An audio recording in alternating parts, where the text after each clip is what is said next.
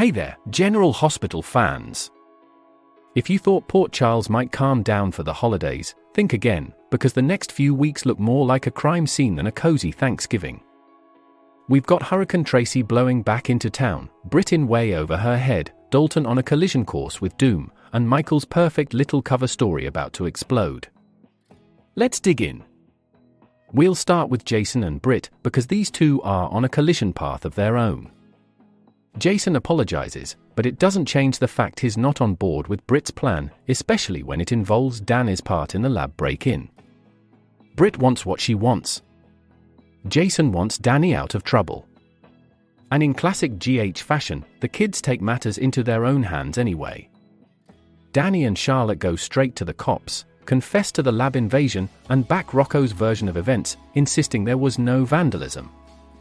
Great for Rocco's case, less great for their criminal record.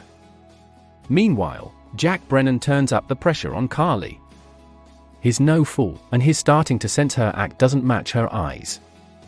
Carly's telling him she accepts his secrets and the kind of man he has to be, but we all know Carly's real job description right now is sabotage artist. She's smiling, nodding, and plotting his downfall under the table. Then there's Jen Sidwell, who is rapidly becoming one of the most dangerous men in town.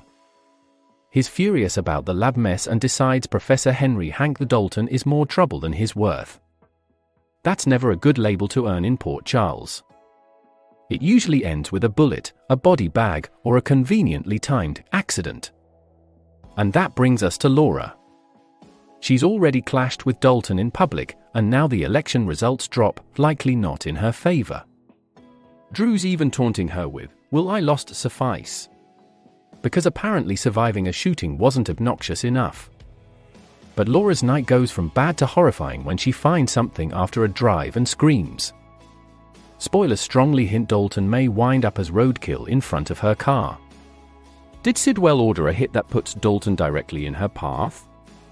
If so, Laura might be about to take the blame for a death she didn't plan, and that Sidwell absolutely did.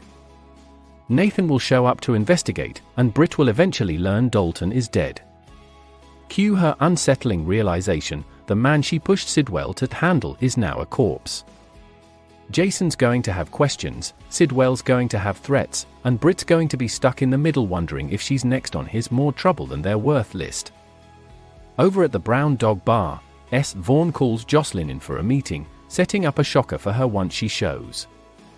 Joss and Lucas are both in danger if they get too tangled in Sidwell's web, and we know Joss has a talent for stepping right into the line of fire. At the Metro Court, Michael wines and dines Jacinda, only to deal with a Sunny interruption and the awkward tension that comes with it. But Michael's bigger problem is wearing a badge. Chase digs deeper and discovers Jacinda was with someone else the night of Drew's shooting, very likely Ezra Boyle. He takes his proof straight to Alexis, ready to blow Michael's alibi wide open. And just when you think that's enough drama, it's time for Hurricane Tracy. Fresh from her spa escape in France, she'll roar back into Port Charles demanding updates on Ned. He's physically fine, but emotionally furious.